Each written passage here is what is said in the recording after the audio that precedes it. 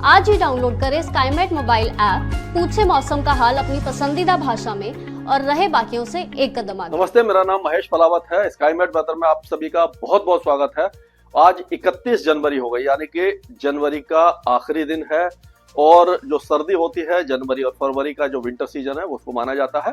और मार्च, अप्रैल और मई ये प्री मानसून सीजन होता है, इसमें टेम्परेचर बढ़ने लग जाते हैं। और अप्रैल और मई में जो डस्ट स्टॉर्म है, ठंड स्टॉर्म है, ये यानी कि धूल भरी आंधी, ये सारे इलाके ये चीजें शुरू हो जाती है, वो टेम्परेचर बढ़ने लग जाते हैं। और सर्दी का महीना जो है अब फरवरी का बचा हुआ है, लेकिन इस बार सर्दी जैसे कि आप हम सबको मालूम है कि कड़ाके की सर्दी नहीं पड़ी है। आगे मौसम कैसा रहने वाला है इस पर थोड़ा सा बात करते हैं।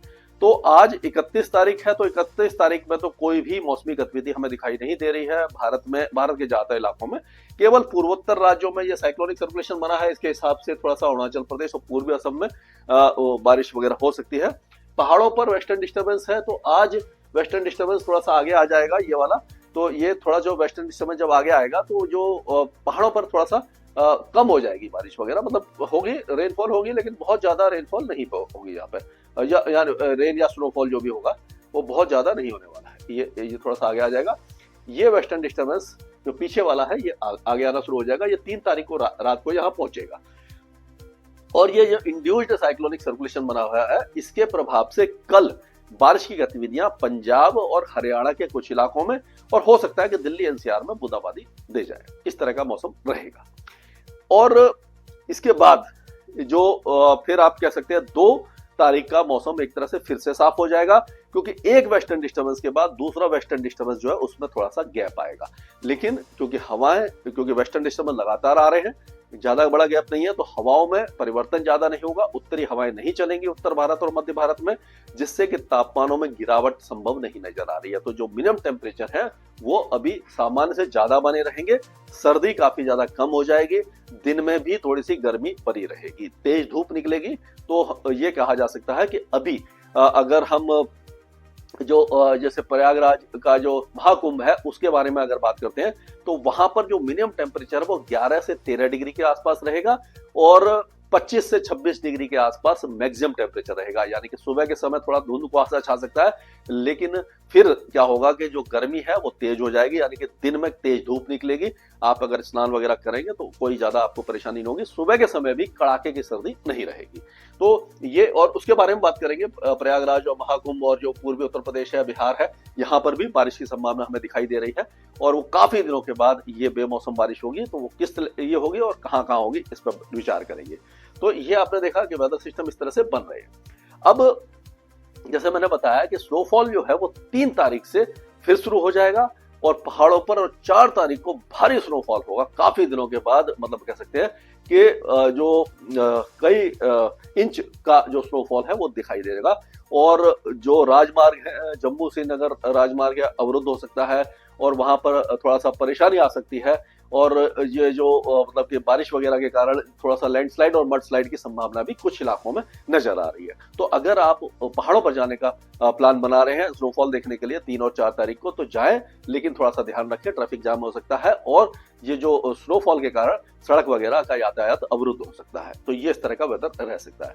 अब अगर हम इसके आगे चलते हैं, जैसे ये पिछले वीडियो में मैंने ये मैप दिखाया था आपको, तो ये जो 3 तारीख के आसपास बनेगा, 3 और 4 तारीख को वेदर सिस्टम बनेंगे, उसमें क्या होगा कि ये, इसको थोड़ा सा अगर हम जूम करते हैं तो इसमें देखिए, ये थोड़ा सा यहां पर समझ लीजिए ये वेस्टर्न डिस्टर्बेंस आ गया, इधर आ गया वेस्टर्न डिस्टर्बेंस, ये वेस्टर्न डिस्टर्बेंस है, ये इंड्यूस्ड साइक्लोनिक सर्कुलेशन आ गया, ये एंटी साइक्लोन आ गया, ये ट्रफ आ गई यहां से, ठीक है। और यहां से भी हवाएं आ रही हैं, यहां से भी हवाएं आएंगी। तो ये पूरे इलाके से ये नमी वाली हवाएं जो अरब सागर से, यानी अरब सागर से आ रही है, ये माफ कीजिएगा, ये बंगाल की खाड़ी है, बंगाल की खाड़ी से आएगी, ये अरब सागर है। दोनों समुद्रों से हवा यहां पर पहुंचेगी। तो इससे क्या होगा, ये एक तो वेस्टर्न डिस्टर्बेंस है, नमी वाली हवा यहाँ दोनों जगह से आ रही है, साइक्लोनिक सर्कुलेशन के कारण हवा ऊपर उठेगी।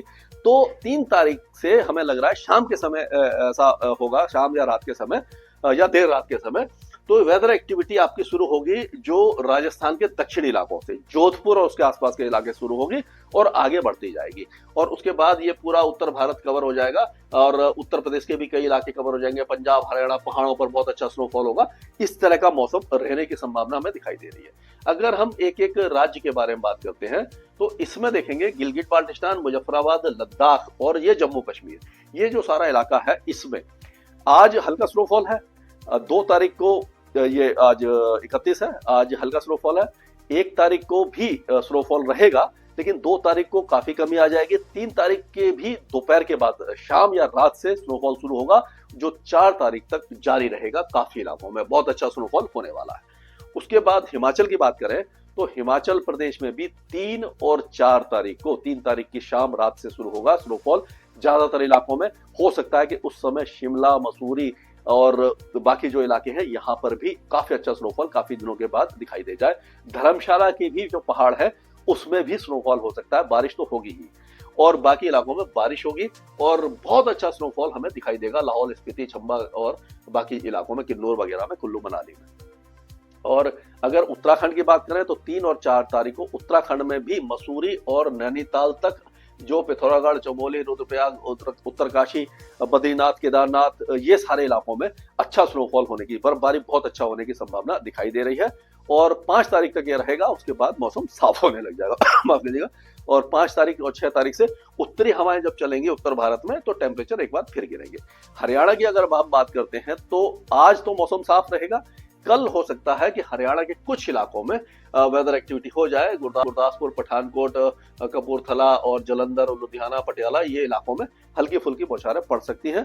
उसके बाद 3 तारीख और 4 तारीख को बारिश की गतिविधियां कई इलाकों में हरियाणा में दिखाई देगी आपको, और उस समय ये हो सकता है कि फजलिका, मुक्तसर, फिरोजपुर, फरीदकोट यहाँ पर काफी कम हो जाए, लेकिन बाकी इलाकों में बारिश की गतिविधियां काफी अच्छी रहेंगी। और मतलब कह सकते हो कि 3 और 4 तारीख को वेदर एक्टिविटी रहेगी। और उसी तरह से अगर हम देखते हैं तो सिरसा और फतेहाबाद जो हरियाणा के हैं, यहाँ पर मौसमी गतिविधि थोड़ी सी कम दिखाई देगी। हिसार, जिंद से लेकर के पंचकुला, अंबाला, यमुनानगर, कुरुक्षेत्र, करनाल, रोहतक, चरखी दादरी, ये पूरे इलाके, दिल्ली एनसीआर सहित 3 तारीख की रात को और 4 तारीख को बारिश की संभावना यहाँ पर दिखाई दे रही है, और अच्छी बारिश हो सकती है। कुछ इलाकों में मूसलाधार बारिश हो सकती है। ओले गिरने की संभावना भी 1-2 स्थानों पर हरियाणा और उत्तर प्रदेश में और पंजाब के कुछ इलाकों में दिखाई दे रही है। अगर हम उत्तर प्रदेश की बात करते हैं तो उत्तर प्रदेश में हम देखेंगे कि सहारनपुर, शामली, मुजफ्फरनगर, बागपत, मेरठ, बिजनौर, बरेली, रामपुर, मुरादाबाद, संभल, ये जो इलाके हैं यहाँ पर बदायूं तक बारिश की गतिविधियां रहेंगी। और हो सकता है पीलीभीत, शाहजहांपुर, फर्रुखाबाद, कन्नौज, औरैया, कानपुर देहात, ये सारे इलाके में, हाथरस, आगरा, अलीगढ़ तक भी वेदर एक्टिविटी 3 और 4 तारीख को हो सकती है। और 4 तारीख को ही रात को फैजाबाद, अमेठी, सुल्तानपुर, प्रतापगढ़, जौनपुर, आजमगढ़, ये जो इलाके हैं यहाँ पर बादल छा सकते हैं, 1-2 स्थानों पर बूंदाबांदी हो सकती है। 5 और 6 तारीख को यहाँ पर वेदर एक्टिविटी होने की संभावना हमें इसलिए दिखाई दे रही है। अगर हम ये देखें, ये 5 तारीख का वेदर मतलब सिस्टम बना हुआ है, इसमें आप देखिए यहाँ से हवा आ रही है और यहाँ से हवा आ रही है। ये देखिए, ये तो हवा आ रही है आपकी जो सूखी हुई हवा है, इसमें ये बनेगा नहीं, हाँ, यहाँ से ये सूखी हवा आ रही है और यहाँ से ये नमी वाली हवाएं आ रही है। तो ये जो पूर्वी उत्तर प्रदेश और बिहार के कुछ इलाकों में वेदर एक्टिविटी हो सकती है। और कहाँ होगी उसको हम अगर देखते हैं, इस मॉडल में देखते हैं, तो इस मॉडल में देखिए आप लखनऊ और ये जो फैजाबाद हो गया, प्रयागराज, वाराणसी, और इधर जो अगर देखें मध्य प्रदेश में रीवा, सतना, सिद्धि के कुछ इलाकों में हो सकता है। और इसी तरह से पटना, गया, ये जो इलाके हैं यहाँ पर भी, और ये जो आजमगढ़ वगैरह, ये जो उत्तर प्रदेश के हैं, यहाँ पर भदोही, जौनपुर, ये जो इलाके हैं यहाँ पर कुछ न कुछ वेदर एक्टिविटी हमें दिखाई दे रही है। और ये 5 और 6 तारीख की है। तो उस समय जो प्रयागराज का वेदर है थोड़ा सा बिगड़ सकता है, 2 दिन की बात है, लेकिन थोड़ा सा गर्मी से राहत मिलेगी और बहुत ज्यादा इसमें कोई परेशानी वाली बात नहीं। इस तरह का वेदर यहाँ पर रहने की संभावना नजर आ रही है कुल मिलाकर के। और ये तो हमने देखा उत्तर प्रदेश वगैरह की बात की। अब अगर हम बिहार की तरफ चलते हैं तो बिहार में जैसे मैंने बताया कि ये कुछ इलाकों में जैसे कि गोपालगंज, सिवान, सारण, वैशाली, पटना, भोजपुर, बक्सर, जहानाबाद, अरवल, नालंदा, समस्तीपुर, इन इलाकों में हल्की फुल्की बौछारें पड़ सकती हैं 5 और 6 तारीख को। उसके बाद मौसम यहाँ पर साफ हो जाएगा।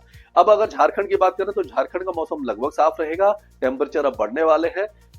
पश्चिम बंगाल में भी कोई वेदर एक्टिविटी नहीं है, टेम्परेचर थोड़े से बढ़ जाएंगे। पूर्वोत्तर राज्यों की बात करें तो पूर्वी असम और अरुणाचल प्रदेश में ही बारिश होगी।